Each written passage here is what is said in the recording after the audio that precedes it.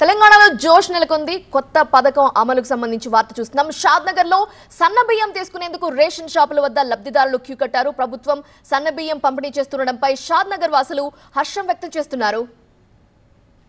గతంలో ఇచ్చిన దొడ్డు బియ్యం తినలేక ఇడ్లీ దోశలకు వాడుకునే వాళ్ళమని, ఇప్పుడు ఇస్తున్న సన్న బియ్యం బాగున్నాయని, ప్రభుత్వం ఈ బియ్యాన్నే పంపిణీ చేయాలని లబ్ధిదారులు కోరుకుంటున్నారు.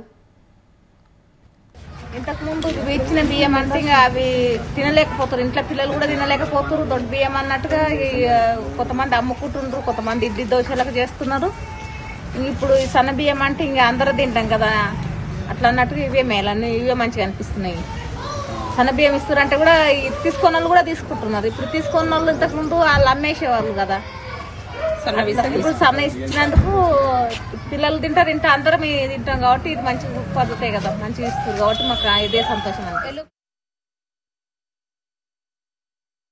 గతంలో దొడ్డు బియ్యం తీసుకునేందుకు లబ్ధిదారులు పెద్దగా ఆసక్తి చూపేవారు కాదని, ఇప్పుడు సన్న బియ్యం ఇస్తుండడంతో ప్రజలు బాగా ఆసక్తి చూపుతున్నారని రేషన్ డీలర్స్ అంటున్నారు. అయితే ఇప్పుడు ఇంతకుముందు దొడ్డు బియ్యం ఉన్నప్పుడు పిలిస్తే కూడా రాకుంటుంది, మెల్లగా వచ్చి తీసుకుపోతుంది. ఇప్పుడు సన్న బియ్యం వచ్చినాక చాలా మంచిగా ఉన్నాయని చెప్పి ఇదిగా పడి తీసుకుపోతుంది. రెస్పాన్స్ అయితే బాగుంది.